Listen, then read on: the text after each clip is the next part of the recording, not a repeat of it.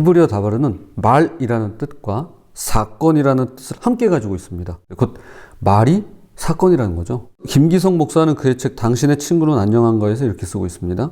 인용하겠습니다. 말은 사건을 일으킨다. 사람은 말로 세상을 짓는다.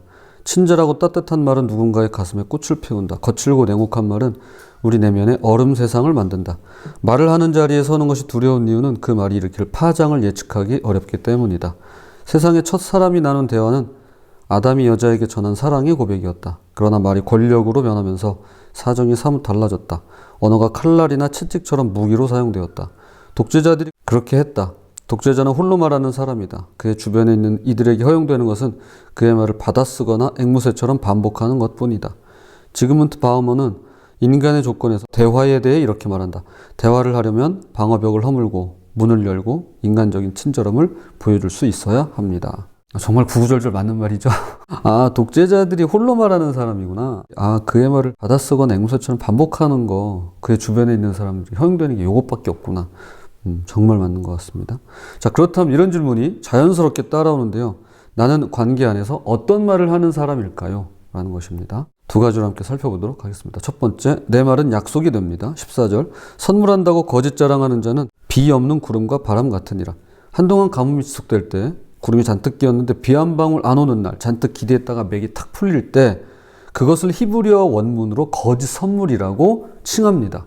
세 가지 유형이 있는데요. 첫째는 자선 구제형입니다. 공개적인 자리에서 크게 베풀겠다고 선언하고는 막상 아무것도 하지 않습니다. 착한 의도로 포장되어 있지만 결국 구름뿐이죠. 둘째는 과장형입니다. 능력도 의지도 없는데 덜컥 약속부터 내뱉는 것입니다. 충동적으로 내가 해결해 줄게, 내가 연결해 줄게. 그러나 감감무소식이죠. 셋째는 가장 나쁜데요. 거짓 교사형입니다. 신앙 지식은 가득하고 말은 그럴싸한데 삶으로는 전혀 증명되지 않았습니다. 이 거짓 선물들의 공통점은 말과 실제 사이에 간극이 있다는 것입니다. 성경에 이 모습이 생생하게 나오는 장면이 있는데요. 감옥에 갇혀있던 요셉이 술 맡은 관원장의 꿈을 해석해 줍니다. 그때 관원장은 그의 억울함을 바로에게 말해주겠다고 했지만 창세기 40장 23절 술 맡은 관원장이 요셉을 기억하지 못하고 그를 잊었더라고 기록합니다. 구름은 두꺼웠지만 비는 없었습니다. 거짓 선물이라는 것이죠. 그런데 자문은 곧장 반전을 보여줍니다. 15절입니다. 오래 참으면 관원도 설득할 수 있나니 부드러운 혀는 뼈를 꺾느니라. 오래 참으면 이란 히브리어는 분노의 길이라는 뜻입니다. 오래 참으면 분노의 길이.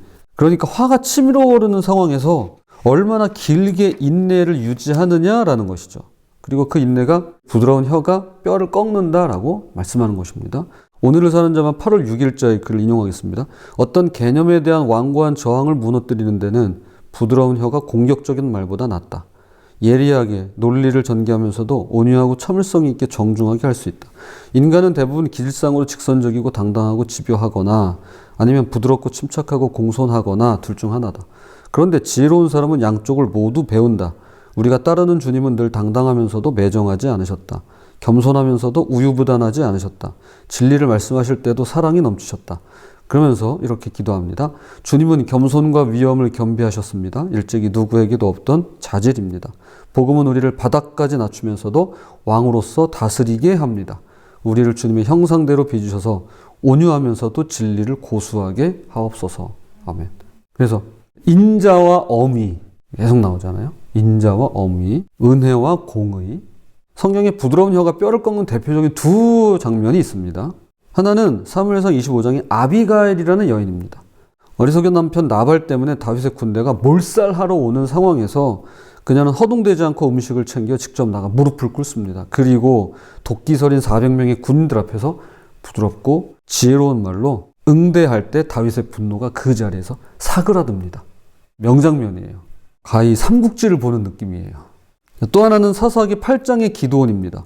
미디안 전쟁에서 승리한 직후 에브라임 지파가 강하게 항의합니다. 왜 처음부터 우리에게 도와달라고 하지 않았냐고 말이죠. 이게 되게 웃기는 말이에요. 도와달라고 했거든요. 근데 안 왔어요. 그리고 이러는 거예요. 왜 도와달라고 안 했어? 이제 이러는 거예요. 말도 안 되는 억지 상황에서 기드온은 맞받아치지 않습니다. 이렇게 말해요. 에브라임의 포도 한 송이가 우리 전체 수확보다 낫지 않습니까? 라면서 달랩니다. 정말 어떻게 기가 막힌 표현이죠. 여러분이 우리보다 100배, 1000배 낫습니다. 이런 얘기. 에브라임의 분노는 가라앉게 되고요. 부드러운 혀가 내부의 갈등을 잠재운 것입니다. 아비가일은 외부의 위기를, 기도는 내부의 갈등을 둘 다 부드러운 혀와 인내로 단단한 뼈를 꺾을 수 있었습니다. 내 말이 약속이 된다는 것은 단지 말을 지키라는 윤리 규정이 아닙니다. 관계 안에서 내가 얼마나 성실하고 부드러운 사람인가를 묻는 것인데요. 구름이 비가 되고 말이 실자가 되는 지혜로운 우리 모두가 되었으면 좋겠습니다. 그런데 곧장 날카로운 말씀이 이어집니다. 둘째로 내 말은 무기도 됩니다. 18절입니다. 자기의 이웃을 쳐서 거짓 증거하는 사람은 방망이요 칼이요 뾰족한 화살이니라. 자, 여기 무기들이 나옵니다. 방망이, 칼, 화살. 근데 방망이와 칼은요 근거리 무기고요. 화살은 원거리에서도 사람을 쓰러뜨릴 수 있는 무기입니다. 즉 말이 무기가 되면요 거리도 방향도 가리지 않게 됩니다. 그런 거 없어요. 전방위적입니다. 요즘 그걸 더 크게 느낄 수 있죠. 직접 하는 말, 뒤에서 도는 말, 특히 단체 톡방 메시지, 그리고 댓글까지. 무차별적이죠. 어떤 경우에는 뒤에서 날아온 화살이 정면으로 맞은 것보다 더 깊이 박히기도 합니다. 19절입니다. 환난 날에 진실하지 못한 자를 의뢰하는 것은 부러진 이와 위골된 발 같으니라. 부러진 이와 어긋난 발은 치명적이진 않아요. 물론 생명을 위태롭게 할 수는 있습니다. 그래서 실제로 이 발목 치료라는 게 있어요. 그게 뭐냐면은 발목만 잘라내는 치료예요. 그래서 발목 치료예요. 그러니까 생명에는 지장이 없을 수 있어요. 그런데 극도로 고통스럽고 정작 필요할 때 아무 기능을 할 수 없게 만드는 겁니다.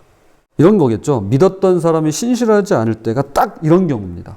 고통스럽고 방해가 되고 오히려 발목을 잡습니다. 그래서 시편 기자는 고백합니다. 시편 46편 1절입니다.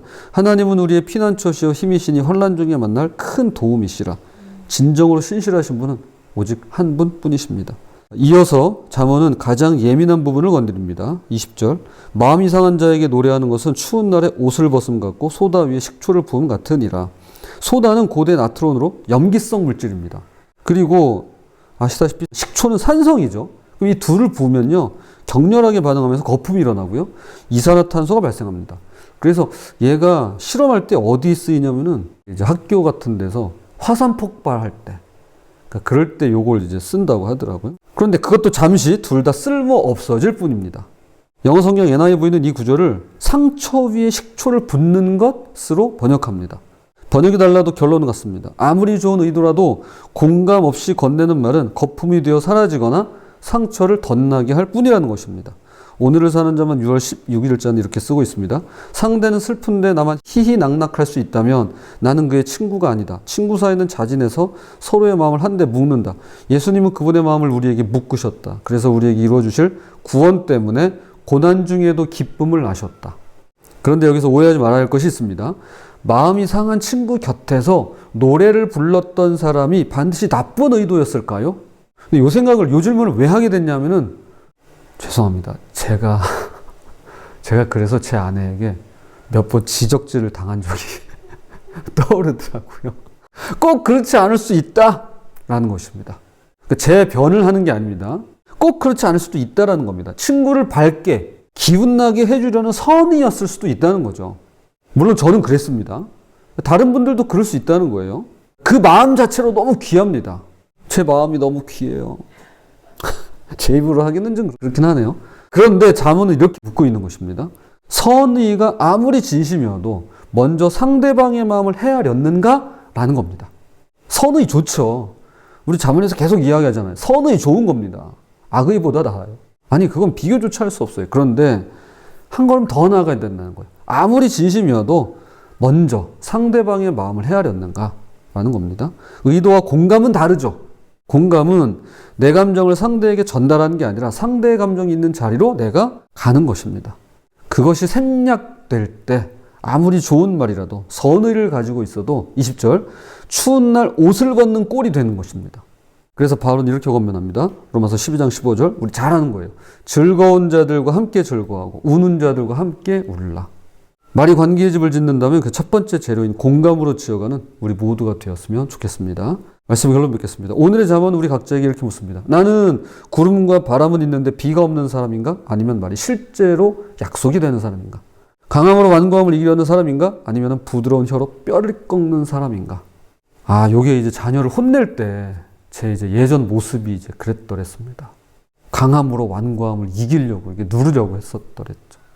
또한 방망이를 들고 칼을 빼고 화살을 날리는 사람인가? 아니면 환난 날에 의지가 되는 사람인가? 선은은 있지만 소다 위에 식초를 붓는 사람인가? 아니면 먼저 그 자리로 가서 함께 우는 사람인가? 즉, 나는 관계 안에서 어떤 말을 하는 사람인가? 라는 것입니다. 나는 관계 안에서 어떤 말을 하는 사람인가? 이거 묻는 것입니다. 히브리어 다바르에서 말이 곧 사건이라면 복음의 핵심은 바로 이것입니다. 요한복음 1장 14절입니다. 말씀이 육신이 되어 우리 가운데 거하심에 하나님의 다바르는 사건이 되었습니다. 말씀이 역사 속으로 직접 들어와 추상적 원리가 아니라 만질 수 있고 만날 수 있는 한 사람 예수 그리스도가 되셨습니다. 이것이 성육신이죠. 말씀이 몸이 되어 우리 가운데 거하신 것입니다. 나사로가 죽었을 때 예수님은 걱정하지 마, 내가 살려줄게 이러고 나타나지 않으셨습니다. 그렇게 등장하지 않으셨습니다. 먼저 함께 우셨습니다.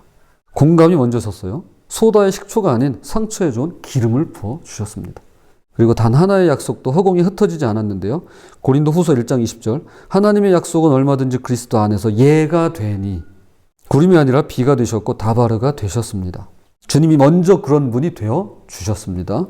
그러므로 우리도 그분을 닮아 말이 약속이 되고 공감이 되고 관계를 지어가면 좋겠습니다. 부디 다바르이신 예수님을 닮아 구름이 아닌 비로 그리고 무기가 아닌 온기로 저는 이 표현 너무 좋은 것 같아요. 그렇죠? 무기가 아닌 온기로 함께 울고 함께 웃는 저 여러분이 되시기를 주님의 이름으로 부탁을 드립니다.